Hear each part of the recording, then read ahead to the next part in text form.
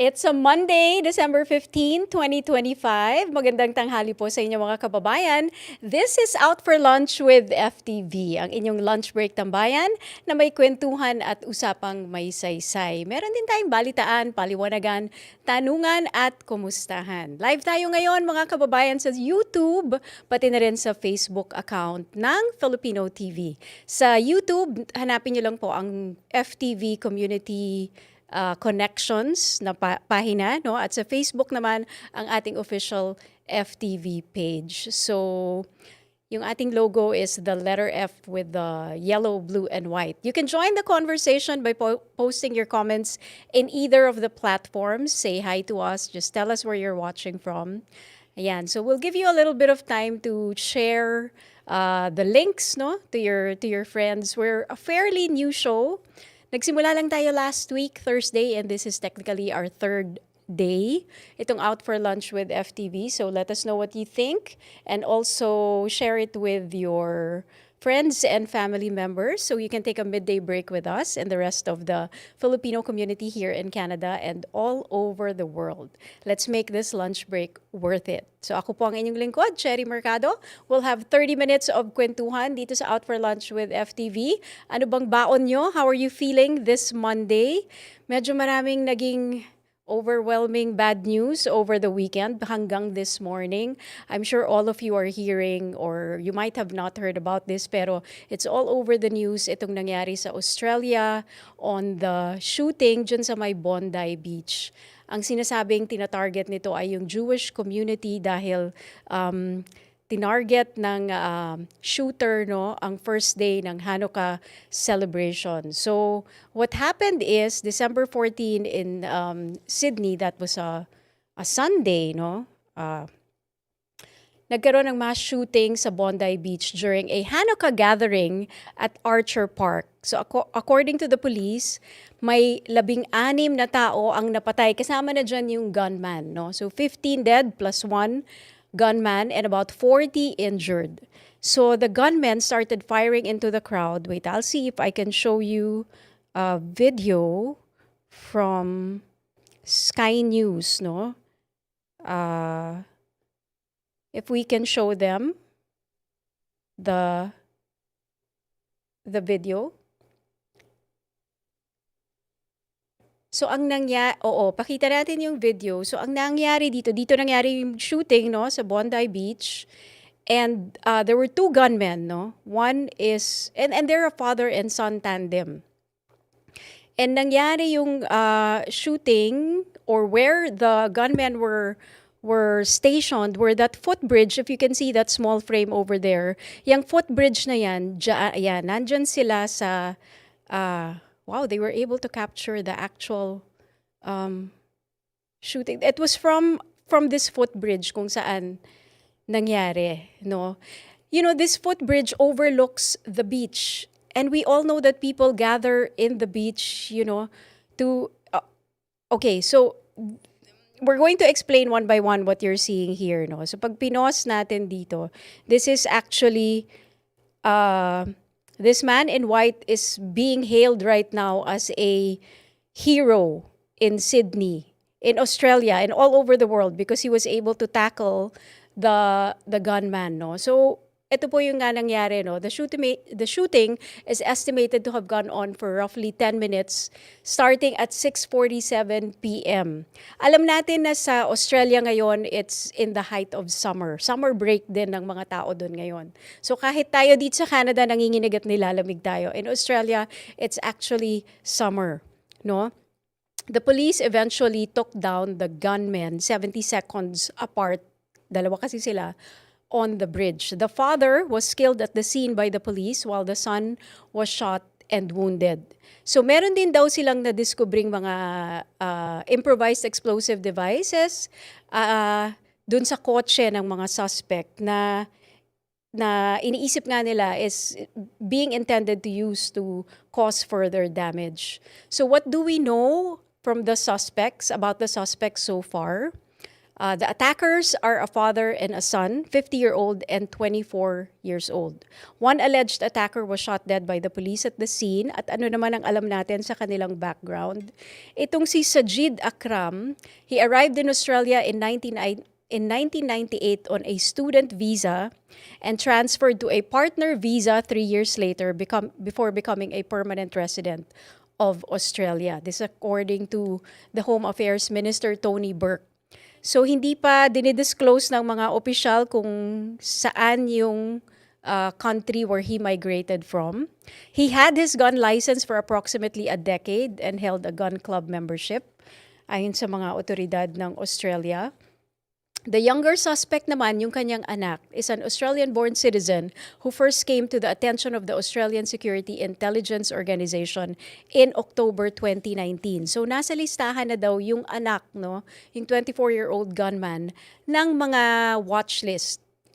At nakukonect na siya dun sa ilang mga terrorist movements, no. They are considering this a terrorist move, no. So pakita natin ulit, may papakita ako sa inyo, nakita natin kaninang yung isang nakaputing mama, no, because he is now being hailed as a hero and it's really very courageous what he did, no. Let's show this. So the man in black was the gunman and yung nakaputi is the man who tried to stop that gunman from causing further damage by wrestling him and getting his rifle. And kung makikita natin, look at that, he didn't shoot the gunman. In fact, ilalapag niya yung baril dyan sa may puno. So he simply got the rifle from the man. Ito, binato na lang, 'di ba? But later on, this man in black will eventually pass away. No, mabaril siya. And his son is in critical condition or is in serious condition in the hospital. So nahuli yung dalawang suspect. It took 10 minutes for the people to respond. As you can see, look at that. Bondi Beach is a very popular spot, no?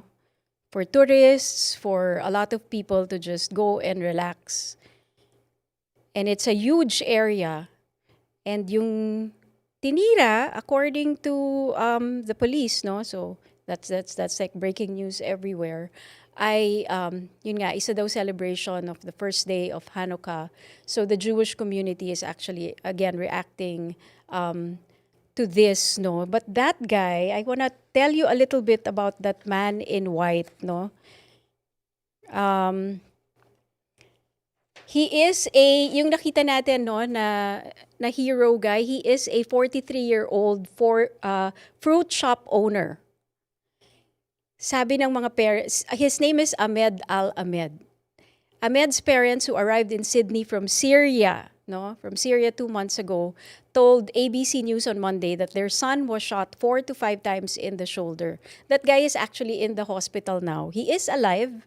That hero guy is alive, but he does need to undergo operation. No, ang sabi ng tatay niya, who was an immigrant from Syria, I feel pride and honor because my son is a hero of Australia.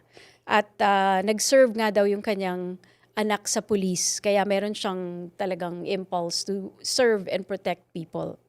No, and according to the news, he later told BBC Arabic that Ahmed had been nearby by coincidence, nagkakape daw kasama yung ilang mga kaibigan niya. Nung narinig niya yung gunshot, no, nakita niya yung mga bloodied victims. Ang mga biktima dito included a 10-year-old children up to an 87-year-old Holocaust survivor pa. No, so there were 15 people who were killed by the gunmen. Buti na nga lang na-tackle ni Ahmed yung gunman. Otherwise, it would have probably continued pa. And it's very shocking because Australia is widely described as having strict gun laws. No, and according to Reuters News, this is the country's worst mass shooting since 1996. Napaka-rare daw talaga ng mass shooting sa Australia. So now, pag nangyayari yung mga ganito, if you look at news now in Australia, they are reviewing gun laws, no? Dahil itong suspect ay may ilang pag-aaring mga rifles and firearms. So pag may mga nangyayaring ganito, laging nire-review kung ano yung mga batas sa paghawak o pagbigay ng lisensya sa mga may firearms. That is one news that we unfortunately have to know.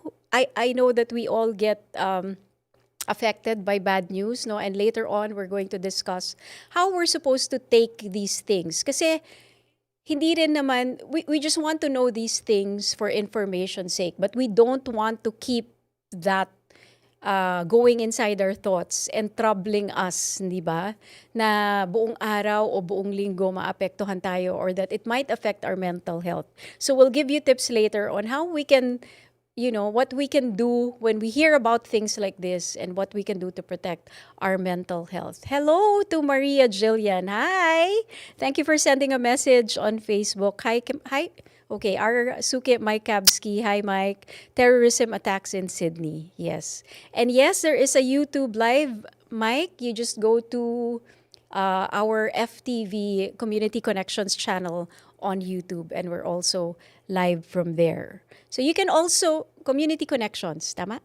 FTV Community Connections by FTV on YouTube. Yan. So you can also post your comments on YouTube. Karamihan sa mga nagpo-post ba sa atin nasa Facebook for now. But yes, we also want to hear from you sa ating YouTube channel.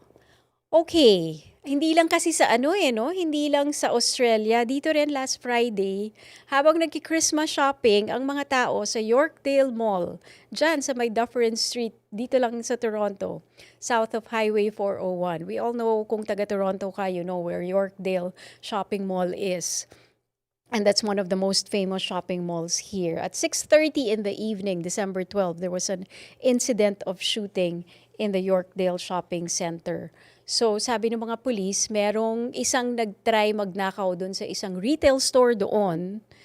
So dumating yung mga pulis, tumakbo yung suspect, may dalang panaksak, and meron siyang nasaksak na isang security officer.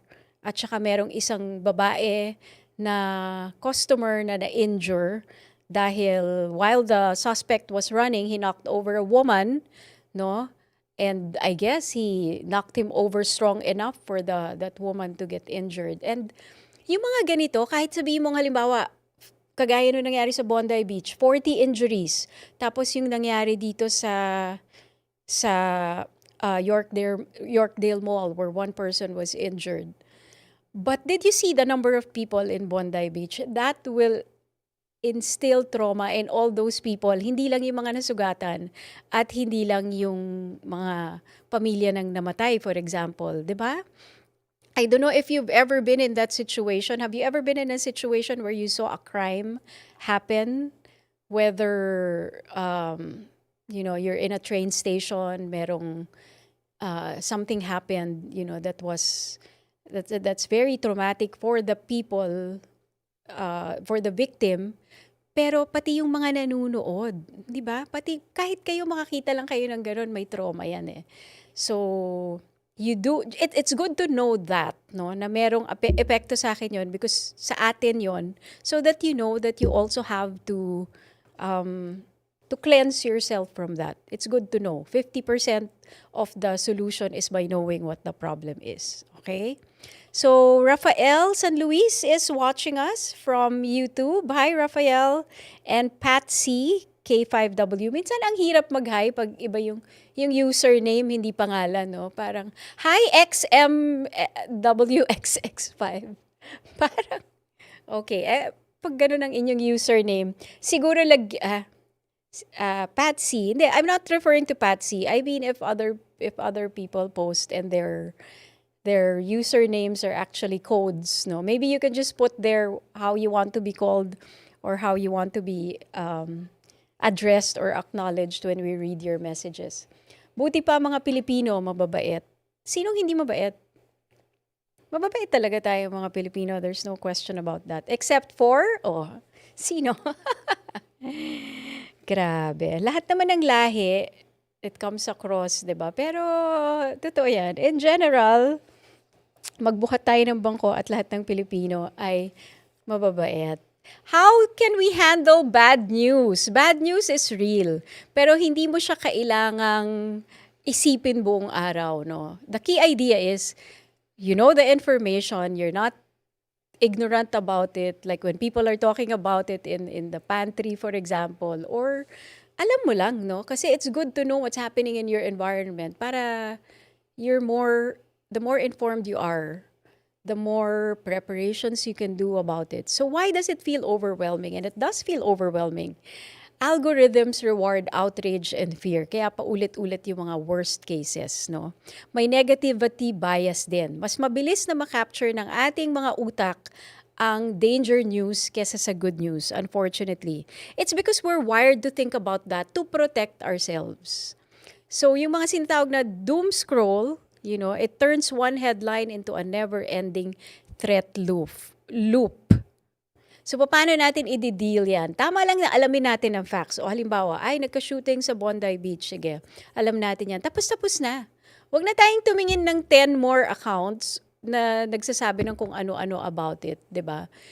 Ibang balita naman, basta alam lang natin kung anong nangyayari. Siguro you can check what's happening 10 minutes in the morning, 10 minutes in the late afternoon, not too close to sleeping time. It's not good to look at bad news before sleeping time. At saka pick 1 or 2 reliable outlets. Don't look at, again, mga 12 accounts kasi yung iba doon, wala na. If you look at 1 or 2 reliable outlets, okay na yan. Alam nyo na yung pinaka-gist of what's happening. It's also good to avoid repost culture, no? Na wala namang context or confirmation. Kasi yung anxiety natin, sinispread lang natin. And if it's not even confirmed, no? Or walang context, medyo tayo mismo ang nagsispread ng disinformation at anxiety sa mga kapwa natin netizens. Sabi ni Mike Kabsky, actually, if you saw the last update of CIS Director to Canadian public, somehow it's alarming the rise in terrorism plans that they have foiled in the past recent years. Oo. Meron kasing mga hindi na nalalaman ng publiko, pero yung mga natitigil, no, ng mga otoridad. And those are the things nga na parang pag nalaman natin, wow, may plano palang gawin to.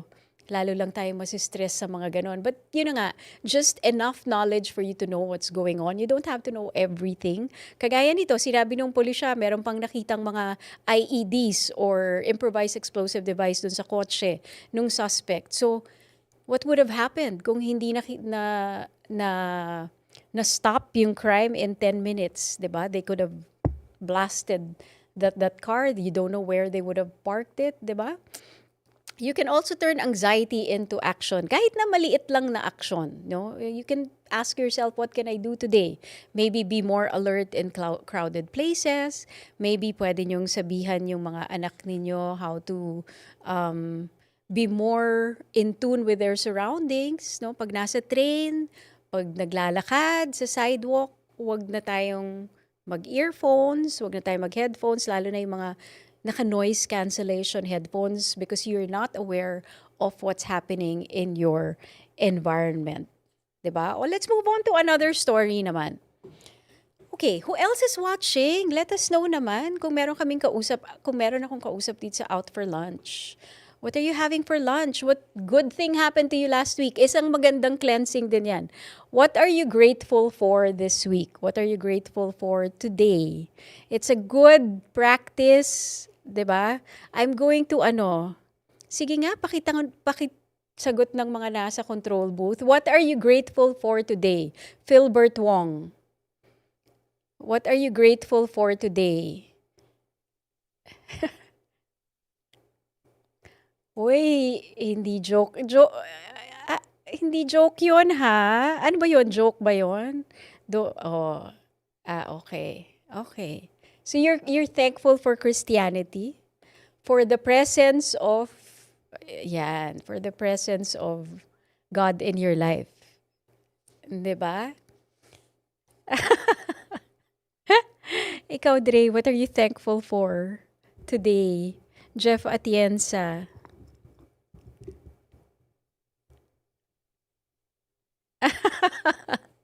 Ganon. I'm grateful for our new bahay kubo in the set. Look at this. It's so cute. Asa na ba? Yan, si Anjo yan. Ang cute-cute kaya ng baby ni Anjo. Tingnan niyo yung kanyang Facebook account. Anjo Palasigi. P-A-L-L-A-S Ayan, akala ko pa naman ang galing ko mag-spelling ng lang, oral. P-A-L-L-A-S-I-G-U-I. Oh. Ikaw, Dre. Eto tinatanong ko, naririnig nila yung audio nyo, di ba? Ay! Hindi nila naririnig. Oh my gosh! Nagpo-pause ako, tapos hindi pala nila naririnig. Sorry, I thought you were hearing. Okay, sorry. Sorry guys. For those who are watching us live, baka sabihin nyo, sino kausap? Sino kausap ni Cherry? Kausap ko yung mga tao sa aming control booth. I thought you could hear what they were saying. Okay, let's move on to our the next thing that I wanted to inform you. Denmark is opening the door to Filipino caregivers and health workers. Baka meron kayong mga kamag-anak na interesadong magtrabaho sa Denmark.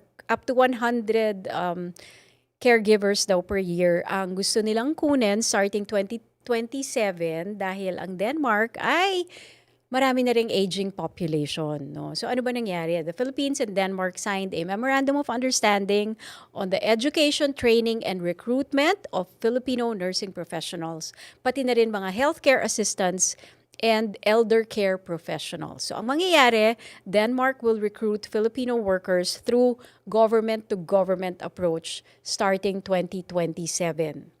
Yun nga, marami na talaga kasing matanda sa Denmark na nangangailangan ng mga care workers. Ang projected shortage nila is 24,000 social and healthcare assistants by 2035. Ganun na magiging kakulangan nila. 24,000. Kaya ngayon pa lang, 2027, they want to get at least in the beginning 100 Filipino care workers every year there. Okay, so ano bang mga magiging detalye nito para sa mga interesado? Well, the Danish municipalities are the ones who will hire Filipino professionals directly into elder care roles. And anong mga program ang included dito na ibibigay sa mga interesadong Filipino caregivers na gusto magtrabaho sa Denmark? May Danish language courses, may cultural integration support, practical guidance for daily living, transportation, housing, legal documentation. Merong magiging guidance pagdating dun sa mga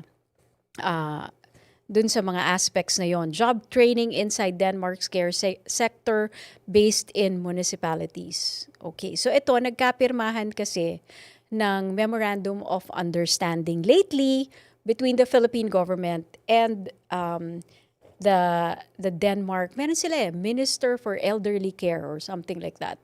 No, nagkaroon ng pirmahan. Qualifications and flexibility.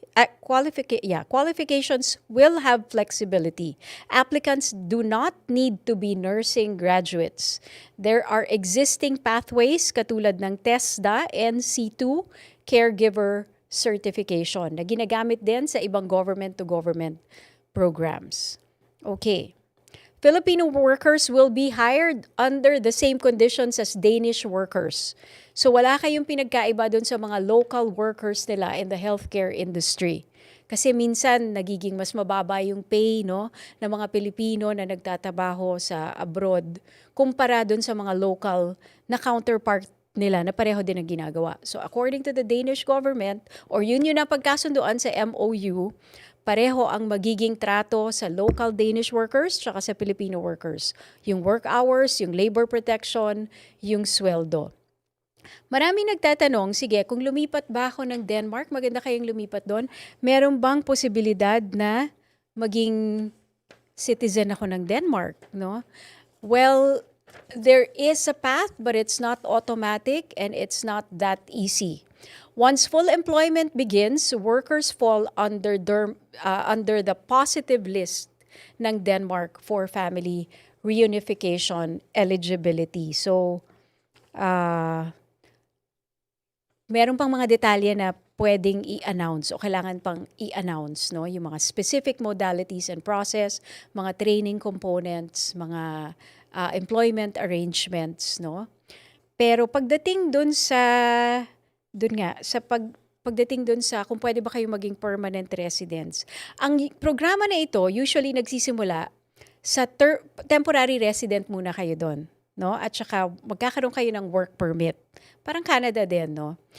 Pag tumagal na at na-meet nyo na ang requirements, pwede na silang mag-apply ng permanent residence. Ang normal rule sa Denmark ay 8 years na legal residence. May mga kaso na pwedeng 4 years kung pasok ka na sa mga extra requirement. Hi, Lakan Angel. Good afternoon.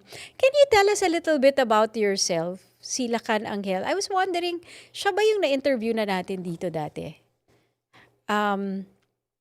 Kasi all we know is Lakan Angel, but maybe he can tell us a little bit about himself.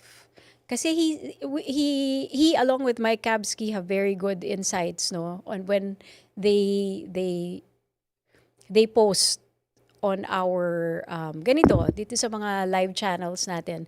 And we do like that from netizens because it enhances our conversation.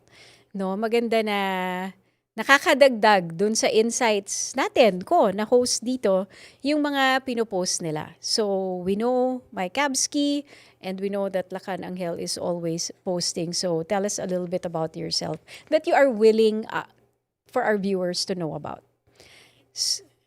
Ayun. So eto ha. So yun na nga, no.